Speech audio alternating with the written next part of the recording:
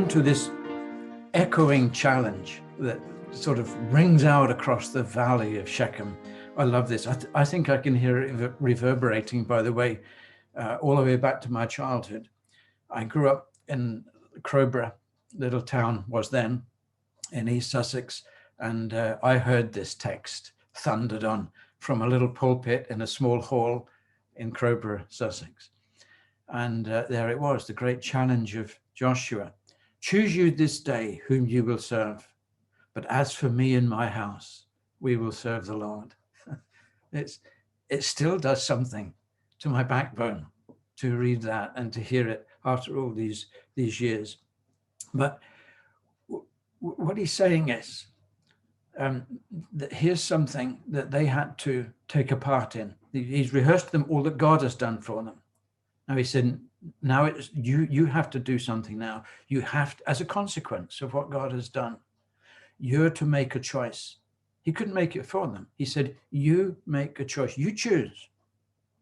I'm sure if Joshua had been able to, he would have made the choice for them. How often have you longed to do that for people? I've longed many times. I could just press a button or two on a person and figure things out for them. Can't do it.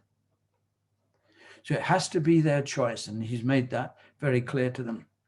And then he's calling them to what I want to say to you is covenantal commitment. And the covenant in there is important because he's at Shechem, where God gave to Abraham his covenant promise all those years before. And that covenant has been experienced by them back in these last few years of possessing the land that had been promised them. Now he says, in view of that, you make a commitment, because God made a commitment, and it's only logical. And I use that word knowingly. It's only logical that you make your commitment to lay it alongside God's. It's not that we make a covenant with God on some sort of bargaining terms. The covenants of God aren't like that. But he makes the covenant, and he invites us to come in to reap the benefits of the covenant. And that's what Joshua was challenging them in this chapter. It was a challenge to be committed. The therefore of verse 14 then is really important. Now therefore fear the Lord. What he's saying is, in view of what I've said, it reminds you of Romans 12, doesn't it?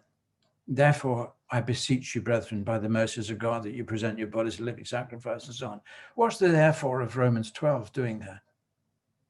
Well, it's there, as you know, because Paul was saying, all that I've said to you up to this point, my 11 chapters worth, he didn't write it in chapters, by the way, but you understand, my 11 chapters worth, he said, because of what I've said to you, now you, therefore, in view of this, you present your bodies a living sacrifice to God. How could you not commit to a God who has committed himself in the way that Paul has laid out in 11 chapters worth of his epistle to the Romans? How could you not? That's the logic of Paul's argument. He says it's your reasonable act of worship, he goes on to say in those verses. It's reasonable, it's logical, it's rational. And actually the opposite is stupid. It's irrational, it's absurd. And that's what he's doing here. He's laying it out in such terms that you couldn't argue against it. C.T. Studd, the English cricketer turned missionary evangelist, says this in his testimony. He says, when I came to see that Jesus Christ had died for me, it didn't seem that hard to give up everything for him. It just seemed to me to be common, ordinary honesty. That's quite something, isn't it? C.T. Studd was saying anything else would have been dishonest. It would have been illogical. And get this, the point that got him to that was that Jesus Christ had died for him. Now that's the point of the covenant. I was enjoying it this morning in our remembrance meeting in Buxton, here in Buxton. The entering into the covenant of God himself so that you and I could enter into that covenant. In verse 25 here, it says he made a covenant with them. So Joshua made a covenant with the people of that day. I'm reading from the New American. I think in most English versions it says that. If it was more literal, it would say cut a covenant. You can check that out too. I'm sure you will. He cut a covenant with them. What's the significance of that? Covenants back in those Old Testament days involved sacrificial animals. And the sacrificial animals for a covenant were divided in two, and each half was laid over against the other with a path that ran between the two. Read Genesis 15. It's a remarkable description of this. And it's Abraham's, or God's covenant with Abraham, again, being confirmed and ratified and made solid. Genesis 15. And the two covenanting parties walked together between the two pieces of the sacrificial animals. And it was as if they were saying, if I'm unfaithful in this covenant, then may I become like one of these sacrificial animals. There's a case in Jeremiah that makes it plain. That's what they were saying. Now in Genesis 15, Abraham never walked between the two pieces. Only God did. Abraham's in a deep sleep. God's put him into that. And the Lord alone walked between the two pieces of the cutting covenant animals. It's as if God was saying, if there's any unfaithfulness in this covenant, and it was impossible that unfaithfulness might have been his, but he knew the frailty of human men and women, and the unfaithfulness would have been theirs. But when that happens, he said, it's as if he's saying, I will bear the consequences. I alone. Abraham wasn't called into that. He was just called into the benefit of it. And you know what happened? The covenant God made with Israel, which is still extant, by the way, it still has a future outworking. That had to be paid for at Calvary because of their unfaithfulness. And before we get too uppity about their unfaithfulness, so have you and I been unfaithful in God's covenant. And that had to be paid for at Calvary. He bore the consequences of our unfaithfulness to his covenantal love. That's an astounding thing. But that's his commitment. It's the absolute commitment of God to a covenant. And Joshua is reminding the people of that. That's the kind of God you have. He doesn't offer this thing as a little bargain to be picked up here if you want it. He's absolutely 100% committed to it and to your failure within it. But know this, he's committed. I say again, how could you not commit to a God like that? It's illogical. So to those people who say that Joshua's treatment of the subject here is a little bit iffy, because after all, did he not, in what he said to the people, take the Lord, Yahweh, and reduce him to being just an item on a great smorgasbord of godlets? And he says, right, you take your choice. That's not what Joshua was doing. Grammatists talk about reductio ad absurdum, and it means a device by which you, in reasoning or argument, you reduce your argument to the point of absurdity, so you make your point the stronger. That is what Joshua is doing. And he's saying to them, look, if you don't serve the Lord, then you'll be serving one of these godlets. I'm calling them God, you know what I mean. These non-gods. That's stupid. They're not even gods. It makes no sense whatsoever. It's absurd. And that's what he's saying to the people. By the way, Romans 6, Paul says, you either serve God or you serve your slaves to sin. There's no sort of middle ground in this. So that's why he's saying to them that absolute commitment is the thing. I love his reasoning, Paul's reasoning in 2 Corinthians 5, 14, where he says, the love of Christ constrains us. Is that not it? That's the thing, isn't it, that gets us every time.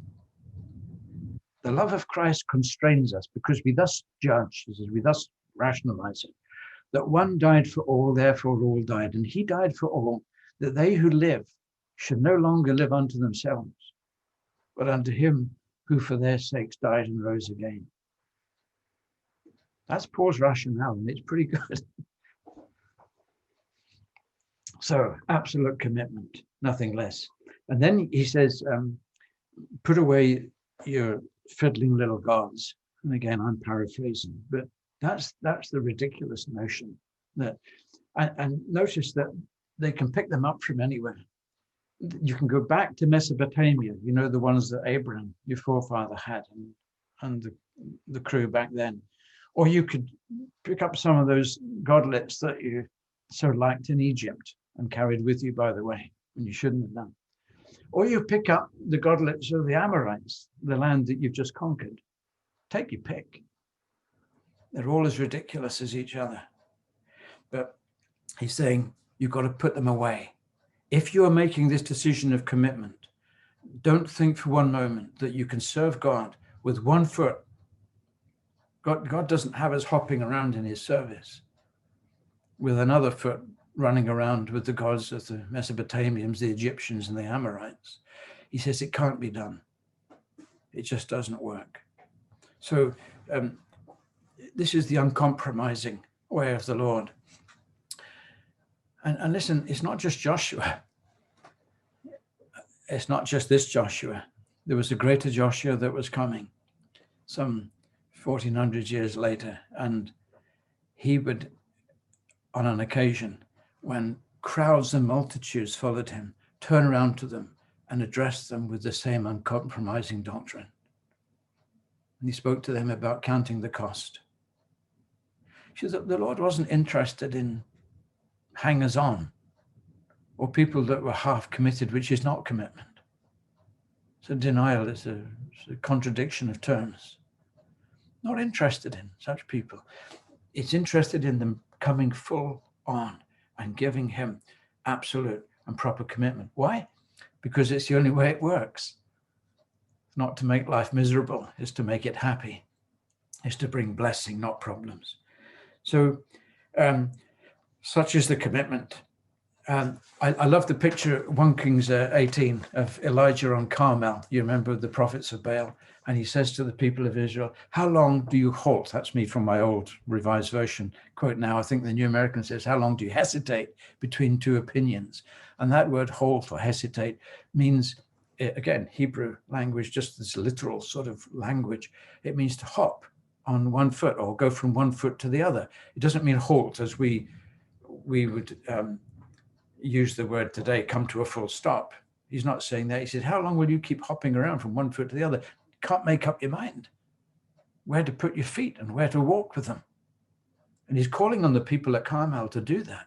And funnily enough, it's the same word, I think, that's used of the prophets of Baal who go dancing around their little altar and they're hopping from one foot to the other. What a picture of the people. They didn't know where to put their foot down and say, this is where I'm standing. Just like Joshua did. He put his foot down. He said, as for me and my house, this is where we stand. This is where we're going forward. That great speech by Martin Luther that some people are questioning now whether he actually said it. Here I stand, I can do no other. I like to think he did say that. But there it is. It's the confidence of knowing where you're standing. But Joshua is saying here to them, and this is the bit that comes as a bit of a shocker, doesn't it? As you read this through, I don't know, you're probably so familiar with the text, I don't know whether it shocks you. It should do, because we should stop there and say, Joshua, what are you thinking of? Why would you say that to them? You've told them of their history in a very succinct way. You're drawing out, you're forming your conclusion from that. You've reduced the thing to the absurdity of them making the wrong choice. And you've said where you stand, and they're all echoing that back and saying, yep, we're with you, Joshua. He's our God too. And you're telling them what? And what did he tell them? He says, you can't do it. That is a shock, isn't it? And it's not the way that we normally handle seekers.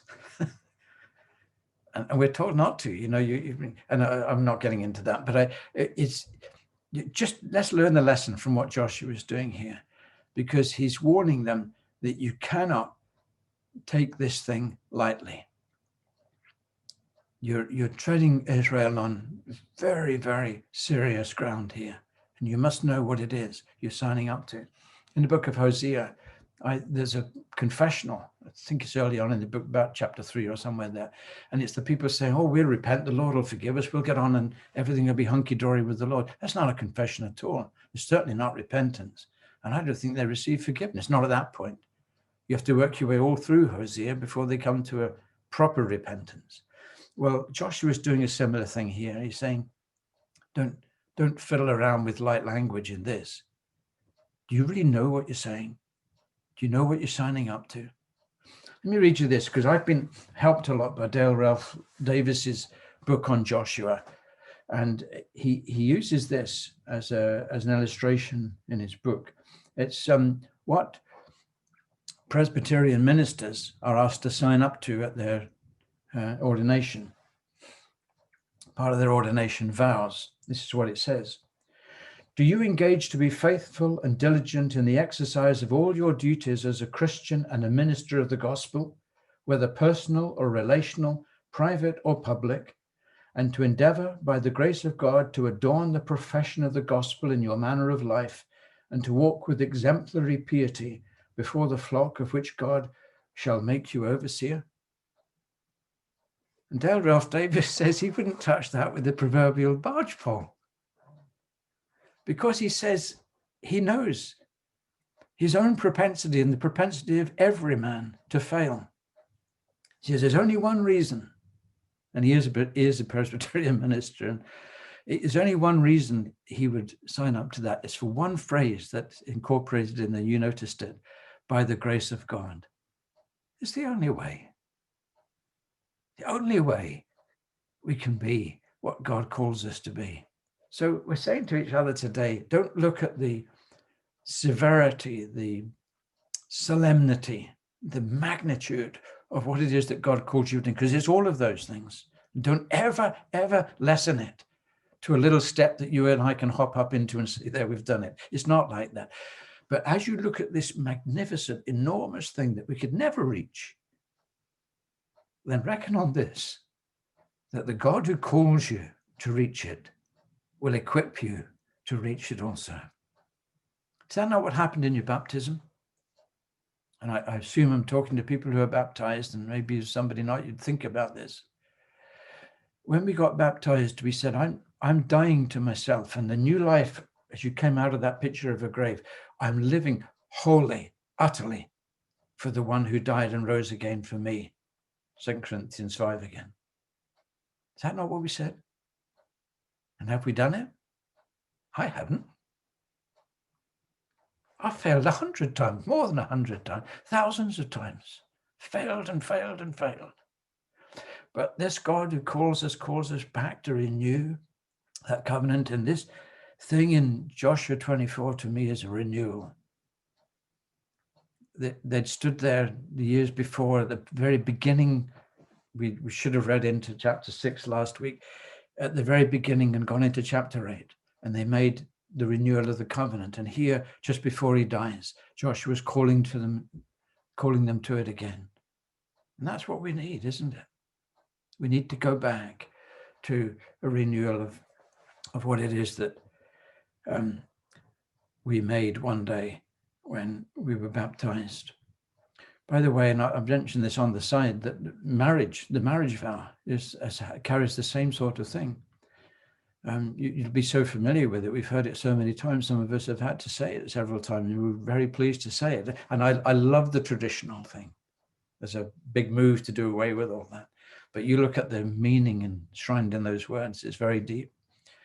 And we say, marriage must not be entered into lightly or inadvisedly, but advisedly, discreetly, soberly.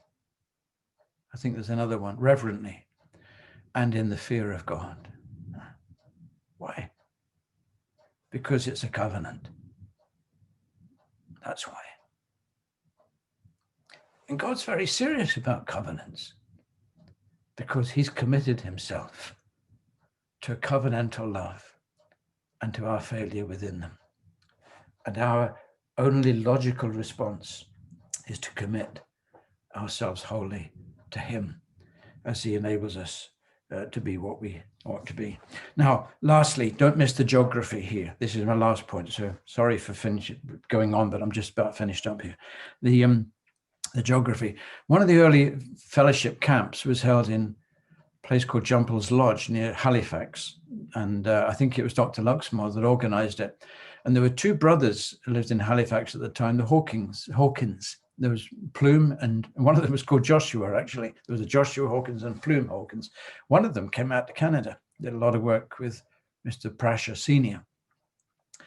And it was one of them, I think it was Plume, not sure, who from their business in Halifax came into Dr. Luxmore's camp for young men, as it was in those days, to take part in the teaching. And his subject was geography. I love that. We're supposed to be au fait with the geography of our Bibles. Don't miss it. Make sure you've got good maps. Work out where these places are, distances between where mountains lay and valleys and rivers and so on. It's important. So don't miss this geographical thing. I know we referred to it at the beginning. Now we're referring to it as we finish this whole thing. It was Shechem, the place where God had appeared to Abraham, where the first altar was built and where the promise was given concerning the land being given to his seed. And between, or rather on one side of Shechem, was Mount Ebal and the other Mount Gerizim. Deuteronomy 27, Moses gave to Joshua, he says, when you cross over, divide up the tribes, half on one mountain, half on the other. And I think the Ark of the Covenant was in the plain of Shechem in between. You may not agree, but yeah, I think it must have been there. And there's Moses and Aaron and these the law of God that he'd given on Sinai was all rehearsed there, echoing across the plain of Shechem. And the blessings and the curses. And the people had to say the Amen, Amen, Amen to those things as they echoed out. That's where this is happening. He's back there with all the people. This place has history. That's my point. And you'll have places like that. I have. I don't share this with everyone, but I could take you to a place, if it still exists, and I'm not sure it does. If it doesn't, I couldn't. But I could take you to a place where I made a commitment to the Lord and was very powerfully aware of his word to me. And you'll have times like that. Go back to them. My brother and sister, go back and revisit them. Go back to your Shechems and feel the empowering of those times again as they were once in your life, because things need to be renewed. And Joshua is teaching us that. Right. But my hope is that we know Joshua a little better. I shouldn't say that to you because probably you people were very, very knowledgeable about Joshua and knew him well. But as you look into these things, I always feel I look at these, I know him a little better, know the things about his life a little better. I do have a little picture in my mind. I'm quite fond of revisiting Joshua and Caleb in the land, the two oldest men, only men of their generation. You know the reason for that. So Caleb inherits Hebron. Remember, he said to Joshua, give me this mountain of which the Lord said, and so on. So Caleb's conquered Hebron, place that speaks of fellowship, and he's built his cabin with his veranda, planted his vineyards and all. And he invites Joshua around to his place. And these two old men, these two old veterans of faith, sitting on the front porch. And there's the cypress trees and the olive groves and the vineyards. And they're eating their hummus and flatbread and olives and maybe some grapes. Caleb says, Joshua, do you remember the grapes of Eshcol? Joshua says, yeah. 40 years we had to wait. But Caleb, this is grand. These two men, and they're enjoying what Hebron speaks about, fellowship. And I just hope that that's how we feel about Joshua, that we can sort of sidle up alongside him and enjoy a bit of hummus with him. But here's the thing, much more important than that we enjoy the fellowship of the greater Joshua, because he longs for that. This Son of God who loved us, gave himself up for us because he was so committed in covenantal love that he gave everything himself that he might have that. And you and I have the opportunity of coming into his company, sitting there, enjoying it. When the road is rough and steep, fix your eyes upon Jesus. He alone has power to keep. Fix your eyes upon him. Jesus is a gracious friend, one on whom you can depend. He is faithful to the end. Fix your eyes upon him. When the way seems long and hard, fix your eyes upon Jesus. He's a faithful friend and God. Fix your eyes upon him. Jesus is our glorious King, who will hide us neath his wing, and his praises we now sing. Fix your eyes upon him. Well, thank you very much for joining us to listen to this series of talks from Phil Brennan. Thoughts about Joshua, that Bible character who's got so many things to teach us in terms of examples for our own Christian experience. So we bring that series to a close.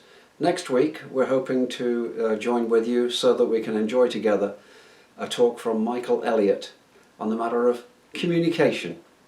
So until then, God bless you. Bye-bye.